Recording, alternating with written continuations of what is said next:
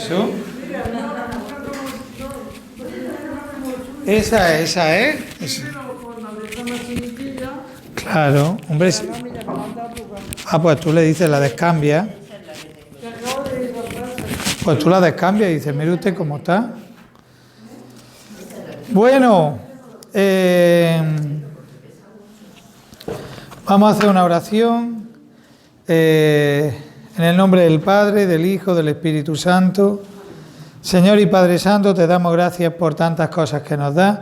Te damos gracias porque tú te has hecho humano, te has metido en los sitios donde nosotros estábamos y estamos para rescatarnos. Te pedimos, Señor, que nosotros podamos responderte con grandeza de corazón. Por Jesucristo nuestro Señor.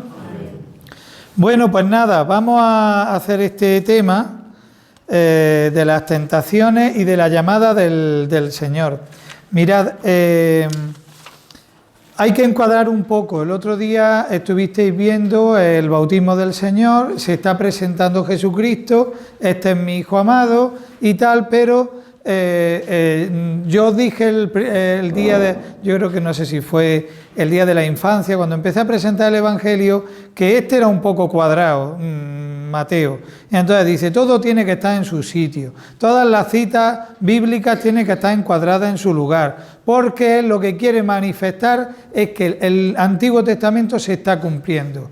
Y entonces, imaginaros un columpio de estos que tiene un eje en medio y que se montan los dos niños, uno sube, otro baja, ¿no? Y entonces se ha montado el otro día, explicándonos la consagrada Marina, pues se ha montado en un lado, pero claro, se ha quedado la cosa así, y entonces Mateo dice, no, esto no puede ser. Vamos a presentar al Señor muy divino y muy humano. Y entonces es la segunda parte de la presentación del Señor, en el que por un lado tenemos, este es mi Hijo, en el bautismo, y luego tenemos el otro lado del columpio, pero es tentado. Lo mismo que todo hombre, es tentado. Es verdad que no está en el pecado, pero es verdad que ha sido tentado. Lo mismo que nosotros para poder entender también el sufrimiento de la tentación, ¿no?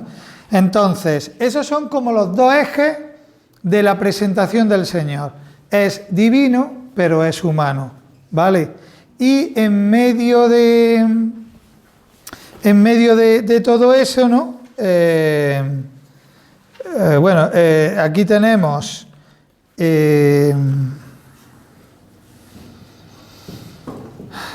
ya como entonces a qué está llamado Jesucristo. Jesucristo está llamado, es el Hijo de Dios, ha venido como Cordero de Dios, cargando con los crímenes de todos, con el pecado del mundo, se ha metido en la fila de los pecadores, se ha metido en el Jordán, que está bajo el nivel del mar, sabéis que tiene un nivel del mar por debajo, como en lo hondo de la tierra, dicen los padres de la Iglesia, y se ha metido cargando con todo.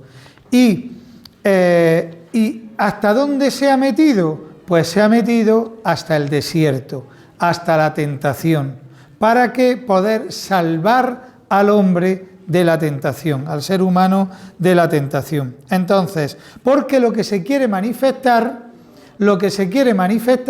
es que es un verdadero hombre, es verdadero Dios, pero es verdadero hombre. Y aquí empezamos a encontrar una serie de características que pienso que nos ayuda. Entonces Jesús fue llevado por el Espíritu al desierto. Y después, ahí los corchetes que hay en medio, los tenía que haber puesto en otra letra, pero bueno, los corchetes que hay en medio es reflexiones que luego iremos haciendo, ¿no? Fue llevado por el Espíritu al desierto y después de hacer ayuno de 40 días y 40 noches, al fin sintió hambre. Aquí tenemos una cosa muy importante, muy importante. Primero, que Jesús fue llevado por el Espíritu. O sea, que no es que va al desierto, sino que el Espíritu está dentro del plan de Dios, del plan del Padre. Él ha sido llevado al desierto, tiene una misión. Dice aquí, luego otra cosa, el desierto. Aquí tenemos una característica, el desierto. En ese desierto, dice, todo alguna vez en la vida hemos ido a ese sitio. Parece que no hay esperanza, que no hay vida y que se está solo. Dios se vale de ello para que veamos su amor, ¿no? Porque en Oseas dice, la llevaré al desierto y le hablaré a su corazón. O sea, que, bueno, total, que ese mal que existe en nosotros, ese mal, ese demonio, está aquí, el espíritu se ha llevado al desierto, pero en ese desierto está 40 días, ¿no? Dice que está 40 días. Ya os expliqué yo que en Mateo, como en la Escritura, el número 40 es un número muy simbólico. Dice que Moisés estuvo 40 años en Egipto con el faraón, 40 años en Madián, 40 años en el desierto llevando al pueblo. Eso representa como una etapa de la vida, ya estuvimos creo hablando de algo de esto, una etapa de la vida y que además que esa etapa de la vida ha sido completada, como si dijéramos, ha sido una etapa de la vida completa, ¿no? Bueno, pues aquí está 40 días en el desierto y ahí es tentado, aparece la tentación en ese desierto.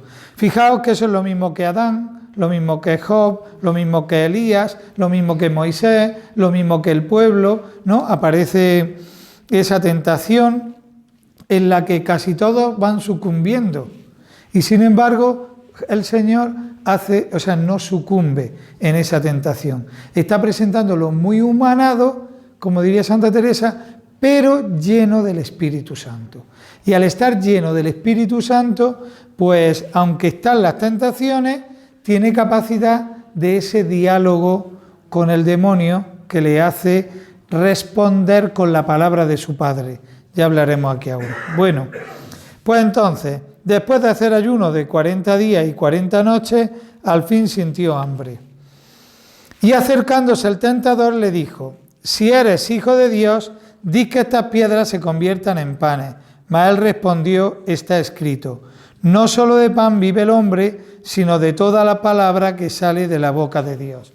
Vale, bueno, aquí siempre vamos a tener un diálogo, pero un diálogo en el que el demonio usa la palabra de Dios.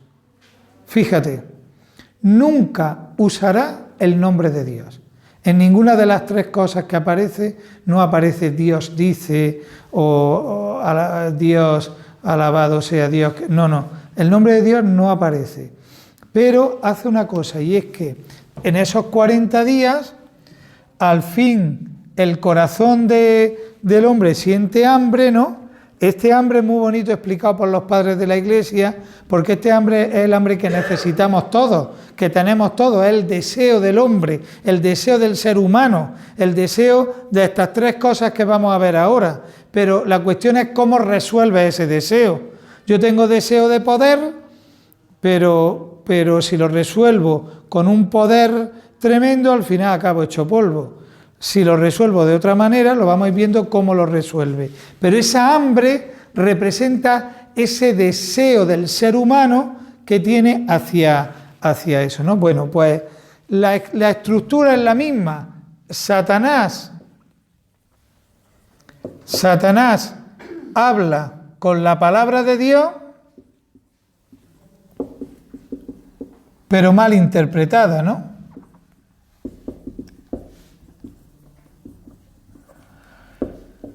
Y Jesús responde con la palabra de Dios también, pero primero contextualizada y siempre alabando al Padre, ¿no? Bueno, ahí escribo como puedo, pero bueno. Entonces,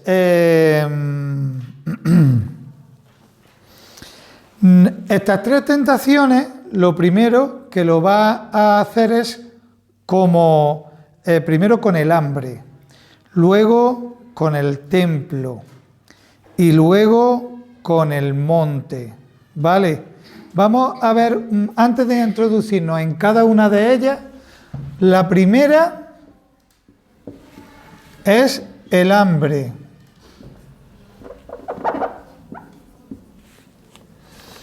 La segunda es con el templo.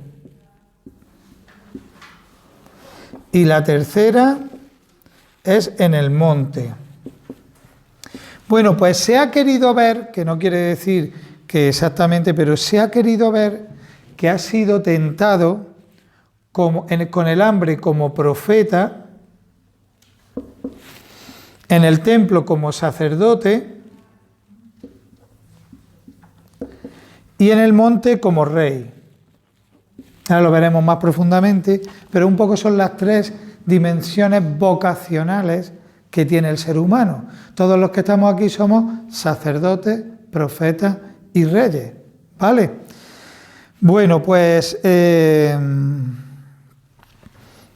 ya adentrándonos en esta primera tentación, se dice, oye, si eres hijo de Dios, di que estas piedras se conviertan en pan, ¿no? Se conviertan en pan. Mal respondió, está escrito, no solo de pan vive el hombre, sino de toda palabra que sale de la boca de Dios. O sea, el hombre tiene deseo, el hombre está insatisfecho, el ser humano está insatisfecho y tiene este hambre, ¿no? Tiene este hambre como de rellenar su corazón, rellenar su alma. Entonces, claro, el demonio te dice, oye, si eres hijo de Dios, convierte estas piedras en pan, o sea, no pases hambre. O sea, haz lo que sea, pero no pases hambre. Tú no puedes pasar hambre. El deseo siempre tiene que estar satisfecho. Y entonces el Señor le dice, se puede pasar hambre porque no solo de pan vive el hombre, sino de la palabra que sale de la boca de Dios. Lo que está llamando, lo que está insistiendo aquí el profeta es que vive de la palabra de Dios. O sea, frente al pan que representa la comida, el poder, más bien el dinero, lo material, la seguridad, hay algo, el profeta debe vivir desde la palabra. Y es la palabra la que tiene que hacer que a mí me sacie. Claro, porque la tentación es que yo me sacie, pues cuando ya todo esté bien en mi vida, pues ya estaré saciado. Cuando mi hijo se coloque, ya estaré saciado. Cuando yo tenga el piso pagado, ya estaré saciado. Cuando dice, no, el profeta, el ser humano se sacia con la palabra, ¿no? Con la palabra. Esa es la primera tentación. La segunda tentación, que estamos hablando de como sacerdote, dice, entonces el diablo lo lleva consigo a la ciudad santa, lo pone en el alero del templo y le dice, si eres hijo de Dios, tírate abajo, porque está escrito, a sus ángeles te encomendará y en sus manos te llevarán, para que no tropiece tu pie en piedra alguna. Jesús le dice, también está escrito, no tentarás al Señor tu Dios. Es lo mismo que el hambre, pero en la cuestión de la vida diaria, o sea, no hay que, como dicen hoy los jóvenes, no se trata tampoco de poder, sino de tentar la suerte. Dice que estás tentando la suerte. ¿En qué sentido? Pues que si soy hijo de Dios, el Señor me cuidará. Entonces yo puedo ir a 180 por la calle, por la carretera, porque soy hijo de Dios. Dice, no se puede tentar al Señor. O sea, hay una parte nuestra que puede hacer que puede ser tentativa, que puede ser como estás buscándole las cosquillas al Señor constantemente, ¿no? Y por eso dice aquí, si Dios es mi Padre, me cuidará en mis caminos. Hoy, como se ha perdido la figura de Dios, se dice tentar la suerte. Implica una dejadez, no mirar al futuro. Nos estamos jugando el futuro y Dios dice, cuídate y te cuidaré. Dios quiere cuidarte, pero las manos que Él tiene para ello son la iglesia, eres tú. No tientes al Señor, que hay cosas de las que uno puede arrepentirse fácilmente. Bueno, pues aquí en el tema del sacerdocio, ¿no? Del sacerdocio, de la misma manera que aquí se vive de la palabra, aquí se vive de no tentar al Señor, sino de entrar en su voluntad, entrar en esa voluntad del Señor, ¿no? En la voluntad de Dios.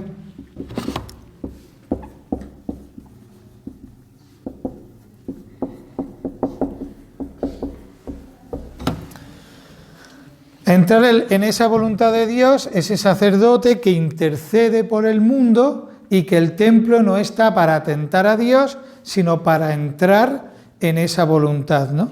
Es muy bonito porque aquí hay un montón de figuras, ya os podéis imaginar, porque en los Hechos de los Apóstoles, mientras que todo el mundo iba al templo a rezar, San Pedro se pone a gritar en mitad de la calle la historia que Dios ha hecho con el pueblo de Israel, porque al final, donde tú te encontrarás con Dios, no es tanto en el templo, sino en la voluntad de Dios, en tu historia, en la historia. Por eso dice, no tientes al Señor, sino que sigue la historia que Dios te haya marcado, ¿vale? O sea que si yo me tengo que tirar, pues sí, a lo mejor los ángeles vienen, pero no tengo yo por qué mirar si vienen o no vienen, sino hacer, ¿no?, lo que... o sea, como entrar en esa razonabilidad de la vida que Dios te pone, ¿no? Y luego llega la tercera tentación. De nuevo le lleva consigo a un monte alto y le muestra a todos los reinos del mundo y su gloria. Y le dice ya directamente, porque antes le ha dicho, si eres hijo de Dios, esto no te puede pasar. Si eres hijo de Dios no puedes pasar hambre. Si eres hijo de Dios, Dios te cuidará, hagas lo que hagas. Si eres hijo de Dios, no. No, pero hay una parte de responsabilidad, pero es que tal, ¿no? O sea, entrar en esa voluntad de Dios responsable, ¿no? La tercera tentación ya se lo dice claramente. No le dice, si eres hijo de Dios, sino que ya directamente le dice, todo esto te daré si me adoras. ¿Vale? Dice entonces el Señor, apártate, Satanás, porque está escrito, al Señor tu Dios adorarás y solo a Él darás culto, ¿no? O sea, el Señor Dios que da... el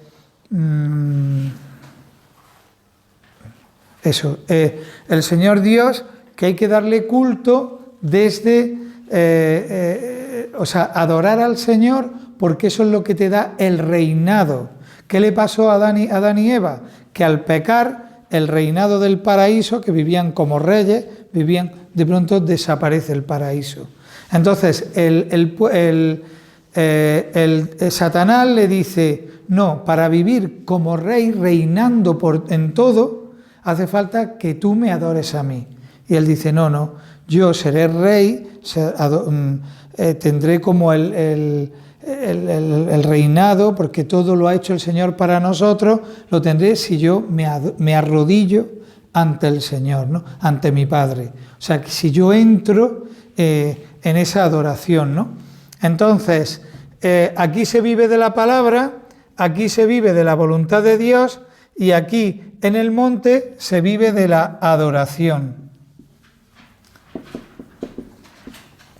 Porque el que adora al Señor, el que tiene intimidad con el Señor, es como Adán y Eva, pues entran en el paraíso, entran ya propiamente en lo que es el paraíso, ¿vale?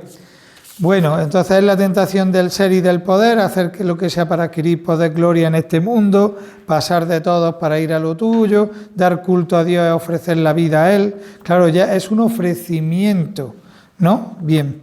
Bueno, entonces el diálogo lo deja y es aquí que se acercan unos ángeles y le servían. Esto es muy importante, porque al vencer la tentación vienen unos ángeles a servirle. ¿Quién servía a los ángeles? A Adán y Eva antes de caer, porque dice que los ángeles estaban allí con él sirviéndole y de pronto cuando pecan dice que se van del paraíso y había unos ángeles para que no entraran en el paraíso. O sea, ya los ángeles se vuelven como enemigos. Aquí de nuevo hemos vuelto al paraíso. Lo que está queriendo decir Jesucristo es que, lo va a decir ahora, el reino de Dios ha llegado ya, es que ha abierto la puerta del paraíso, ha abierto la puerta del reino de Dios. Por eso Él, venciendo las tentaciones, los ángeles le servían, es lo mismo que Adán al principio. Es como hacer memoria de que aquello ha vuelto y de una manera mucho más, ¿no?, más plena, ¿no? Vale, pues entonces, esas son las tres tentaciones, ¿no?, del Señor, en las que las vence como tipo, o sea, no es que nos da un ejemplillo, esto es muy importante, no es que dice, bueno, pues nos da el ejemplo para que nosotros lo hagamos, no, es que las vence como primero de una serie, o sea, ya nosotros ya las podemos vencer con la fuerza de ese espíritu que lo ha llevado al desierto también. Ahora veremos un poco otra vez el espíritu a dónde lo lleva. O sea, ese es un hombre del espíritu y por ser un hombre del espíritu tiene poder de vencer las tentaciones. ¿Y por qué el Hijo de Dios? Pues eso mismo es como decir, oye, Él lo ha vencido, ha abierto el paraíso para ti y ahora va a llamar a los suyos porque el reino de Dios ha llegado, porque ha abierto ese paraíso. ¿Vale? Bueno, pues hay digamos aquí lo que se llama un corchete,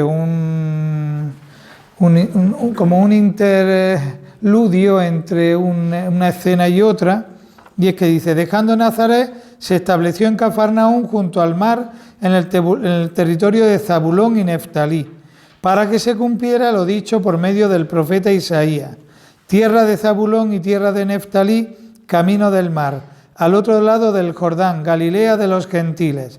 El pueblo que habitaba en tiniebla vio una luz grande. A los que habitaban en tierra y sombra de muerte, una luz les brilló. Vale, entonces desde entonces comenzó Jesús a predicar diciendo, convertido está cerca el reino de Dios. Bien, este pequeño texto que no sé, yo quiero decir un poco que cuando ya ha abierto el reino de Dios para nosotros, vamos a ver.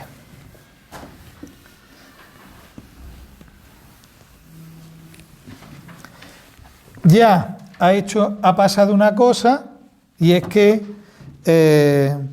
ha sido presentado Jesús como Dios, pero humanado. Entonces ya, ¿cómo lo presenta? Pues ya que se ha sido presentado, entra, ¿no? Y entra. ¿Y cómo entra? Como una luz. Entonces es muy curioso que dice que se establece de Nazaret a Cafarnaúm. Cafarnaúm era una ciudad que además tenía mucho comercio, tenía mucho postín, y entonces por eso llega un momento que dice el Señor, Cafarnaúm, Cafarnaúm, te has subido hasta lo alto, pues te hundirá un día, ¿sabes? Y es que además, ¿verdad? Se estableció en Cafarnaúm junto al territorio de Zabulón y Neftalí. ¿Dónde está Zabulón y Neftalí? Toda la zona de Galilea es la que ocupaban las dos tribus de Zabulón y Neftalí. Entonces volvemos otra vez a nuestro Mateo, que dice el Mateo, no, pero esto es que ya venía en el Antiguo Testamento. Si el Señor lo que está haciendo es cumplir el Antiguo Testamento. ¿Y qué pasa?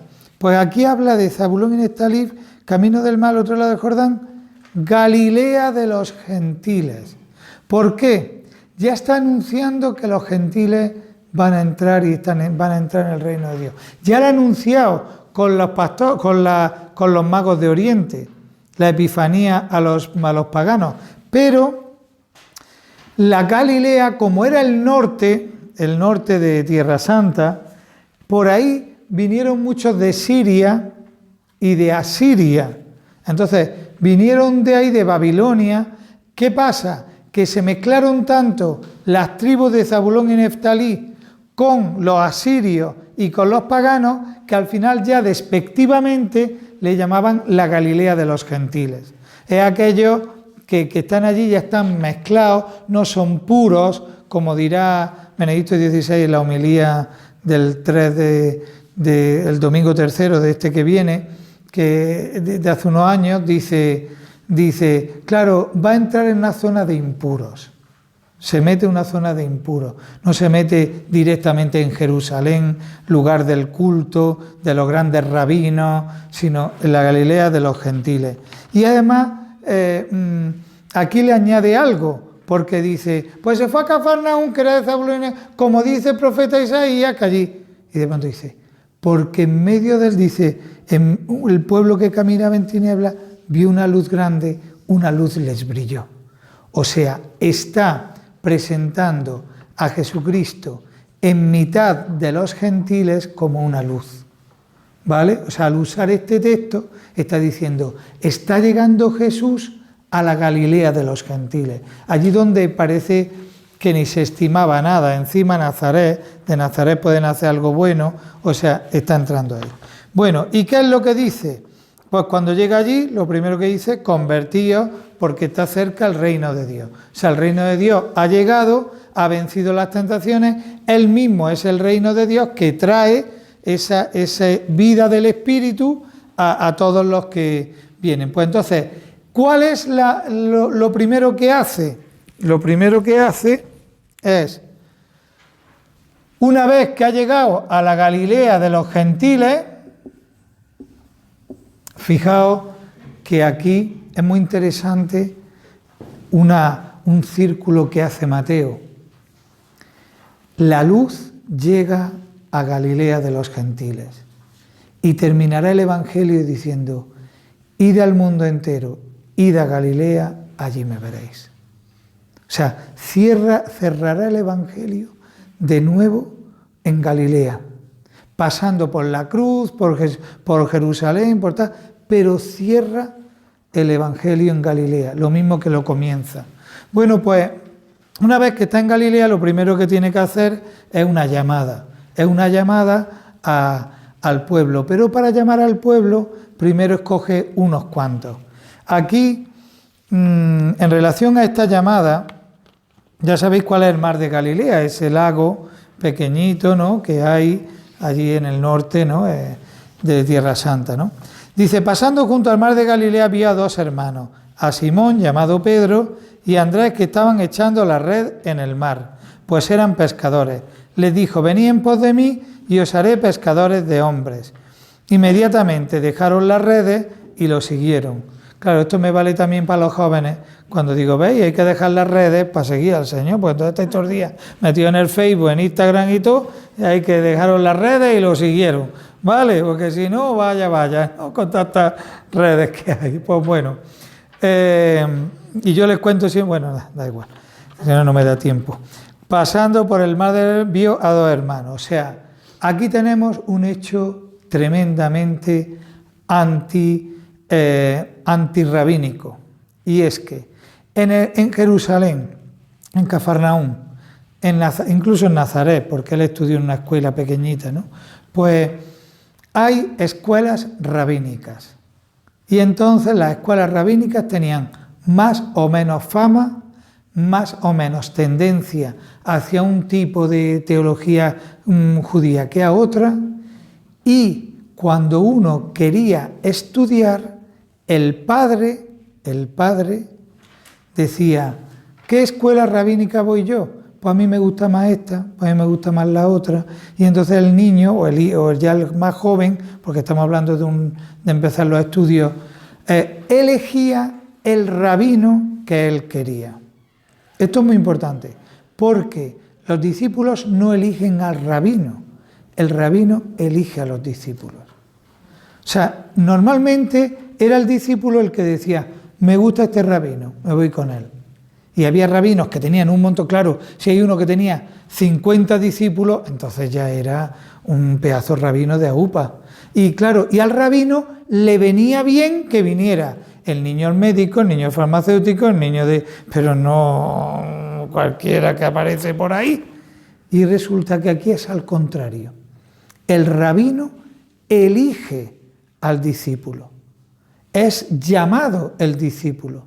Y además elige, claro, a Pedro y a Andrés, que seguramente no sabrían escribir mucho. Gente que era de barrio bajo y además sin conocimiento mucho, además cada uno de una manera, el uno más bruto que nada, el otro no sé qué, pues nada. Y estaban echando la red en el mar, que eran pescadores. Les dijo, venid y haré pescadores de hombres.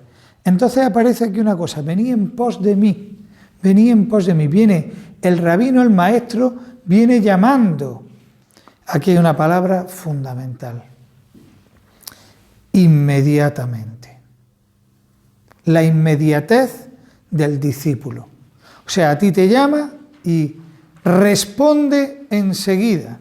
no va dando vueltas, algunos dan vueltas y al final tendrá que decir el Señor, el que mira para atrás no puede ser discípulo mío, el que ama a su padre y a su madre más que a mí no puede ser discípulo mío, Entonces, lo primero es que inmediatamente dejaron la red y lo siguieron. ¿Qué estaban haciendo?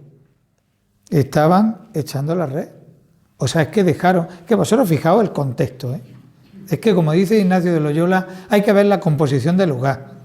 Y la composición del lugar es que están echando las redes y le dice el maestro, venid conmigo. Y con las redes hechas, allí le dejan a su padre y se van.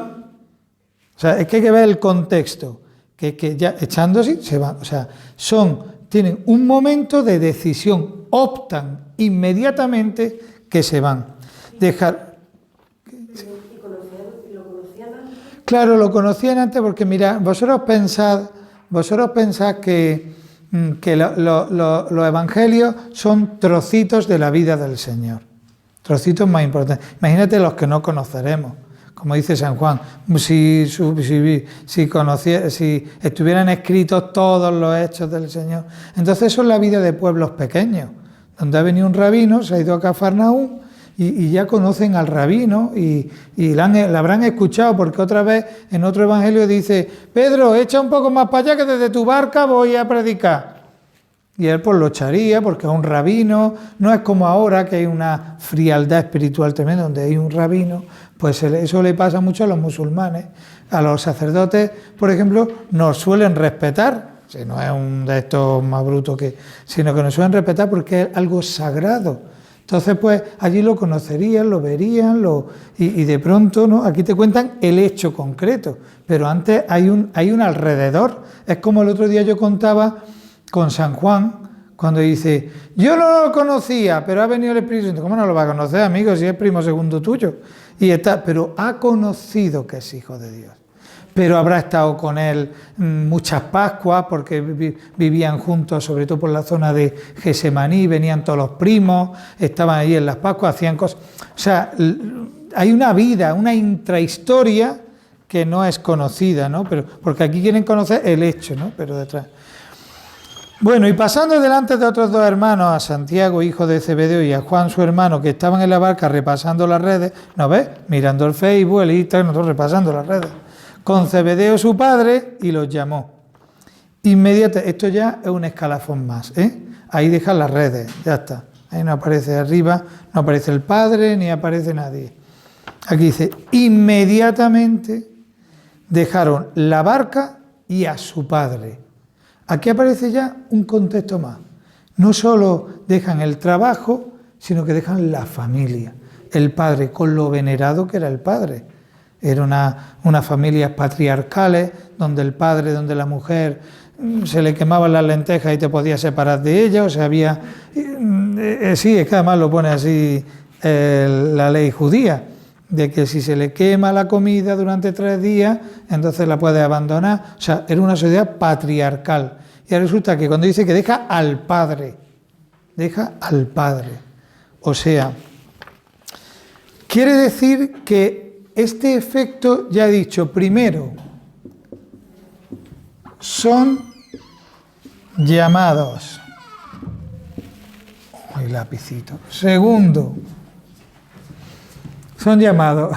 Segundo, inmediatamente.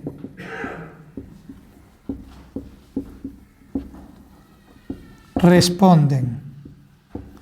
Bueno, responden inmediatamente. Tercero, dejan trabajo, padre, ¿no? Y se van detrás de él. Esto está puesto al principio. Esto está puesto al principio porque frente al reino de Dios todo ¿cómo te diría yo? Se tiene que poner en su orden. O sea, el reino de Dios viene llamando el Señor y viene para que el centro de todo sea Jesucristo. Y es Cristo tan central, lo hemos dicho, es Dios, es hombre. lo hemos presentado en la fila de los pecadores. Muy bien, ahora tú, ¿cómo reaccionas ante él? O sea, la primera cosa es estas primeras llamadas, luego hay otros que reaccionarán de otra manera, pero estos primeros discípulos es ante este Hijo de Dios y hombre que es Cordero de Dios, que se ha quitado el pecado del mundo, que ha venido el Espíritu sobre él, ¿qué tal? ¿Tú cómo reaccionas? Entonces aquí aparece el modelo de discípulo que es llamado, porque en este llamado, nosotros decimos siempre esto en los seminarios, Dios no llama a los capacitados, sino que capacita a los llamados. ¿Vale? O sea, no llama a los que tienen capacidad, sino que luego capacita a los que ha llamado. Porque una de las cosas que tendremos que ver, y en el Evangelio de Mateo se ve, pero voy a decir un chismecillo, ¿vale?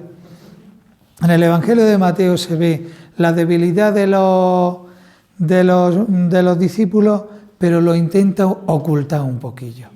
Porque le da, como diciendo, madre mía, los discípulos. Y como este era un rabino, Mateo era un hombre que detrás de esa... Es verdad que había estado ahí como un impuro, pero tenía una mentalidad judía aquí dentro.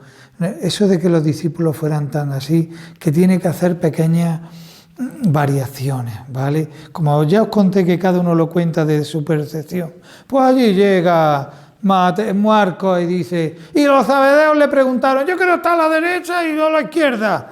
Y tú, vamos a ver Mateo, la madre de los Zebedeos, hombre, la madre sí está bien que le pregunte, pero ellos ¿cómo van a preguntar? Entonces pone a la madre que está preguntando. O sea, y hay pequeños detalles que Mateo va a decir, bueno, ahí están los discípulos. En Marcos, por ejemplo, no se enteran de nada nunca.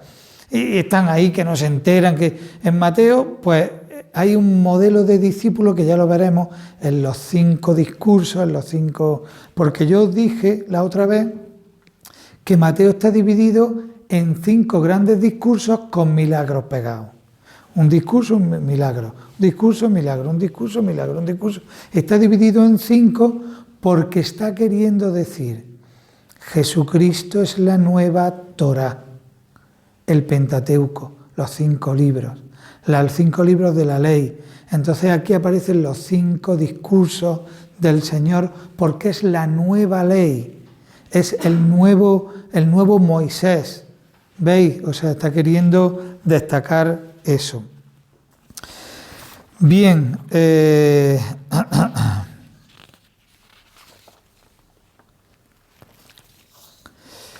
aquí sí sería, claro, interesante, lo que pasa es que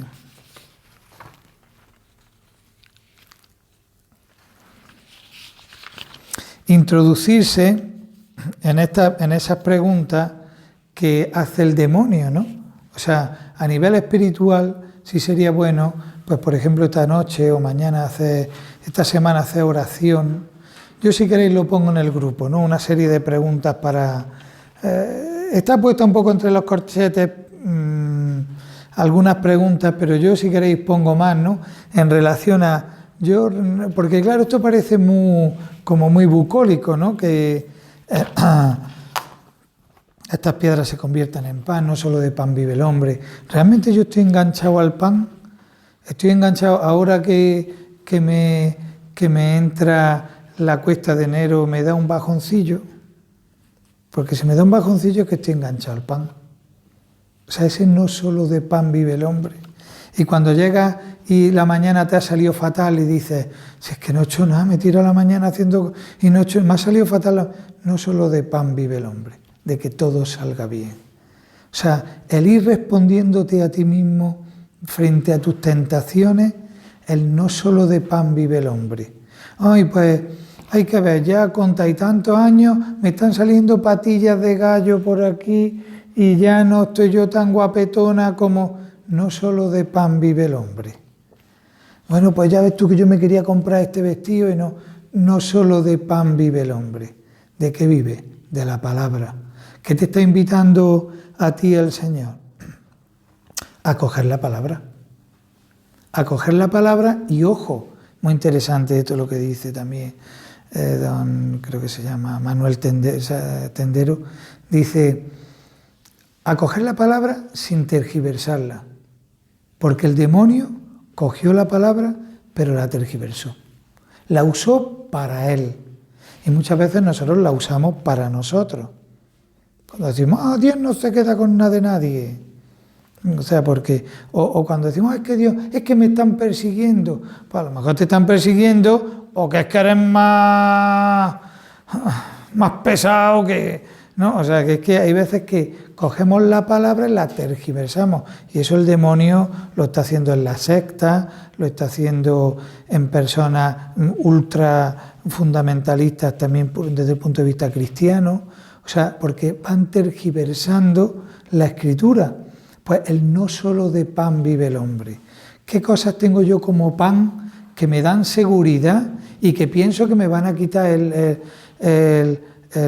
me he dado coraje porque hoy se ha ido mi marido, no me ha dado ni un beso y mi hijo no me ha llamado y además ha ido corriendo a clase y ni siquiera se ha despedido de mí? No solo de pan vive el hombre, ¿vale? Pues así con un montón de cosas, ¿no? O sea, repetid esa frase, ¿qué panes tengo yo que me alimento siempre y parece que, ¿no? Me tienen que decir, qué bien, ¿no? Qué bien lo hace. En la segunda tentación, ¿no? Eso de no tentarás al Señor tu Dios, no tentarás al Señor tu Dios. ¿Qué cosas también yo puedo estar tentando al Señor? Porque puedo estar haciendo cosas que estoy tentando al Señor, ¿no? Que estoy haciendo cosas que tú dices, bueno, ya está, y vas tentando, y de pronto un día te pasa algo y dices, ¿y esto cómo? ¿Por qué a mí me pasan estas cosas? Yo cuando me pasan muchas cosas malas, a lo mejor es que me las estoy buscando yo, porque me las puedo buscar yo. Y entonces aquí dice, hombre, si eres hijo de Dios, dice la segunda tentación, si eres hijo de Dios, tírate porque Dios te va a recoger. Yo a alguna persona le tengo que decir, no, perdona, como dice San Francisco de Sales, a veces nosotros somos los carpinteros de nuestras propias cruces. Y hemos hecho nuestras propias cruces. Y dice, ¿y esto por qué a mí me ha tocado? No, te ha tocado, o a lo mejor te lo has buscado. Y te has comprado un piso con un pedazo de alquiler pensando que una hipoteca, y a lo mejor no era lo que correspondía. O a lo mejor has educado a tu hijo de esta manera y ahora dice, ¿por qué me ha tocado este hijo? Pues hay veces que toca porque vienen, pero hay veces que nosotros hemos podido ir haciendo nuestra historia.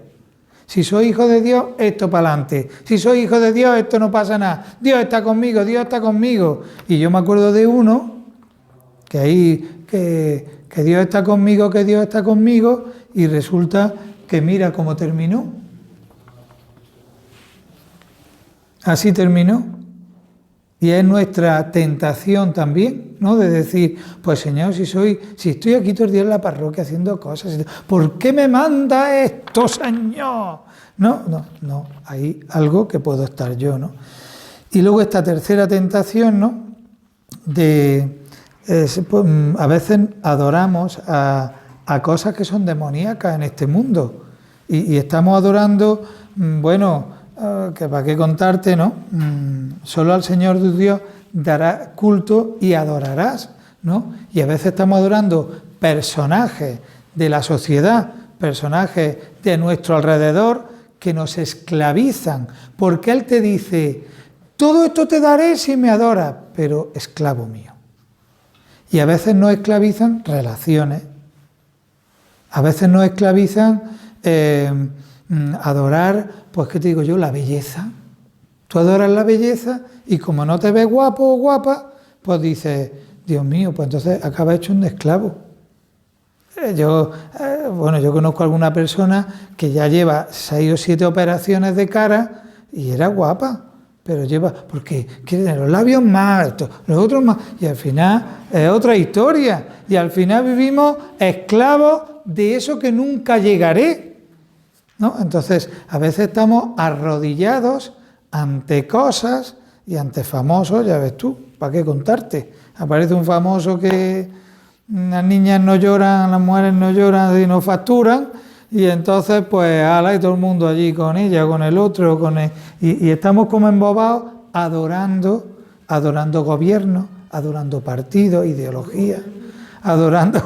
sí, no, pero adorando ideología, es que podemos caer de rodillas ante 1.000 millones de cosas. Ahora mismo con la New Age y todo esto podemos estar arrodillándonos ante una naturaleza como si tú dices, que es lo que yo he dicho siempre, que tú dices, esto que cuento yo siempre con el camarero que le digo, bueno, Dios te lo pague, de verdad que apaño, y dice, no, es que yo no creo en Dios, yo creo en el karma.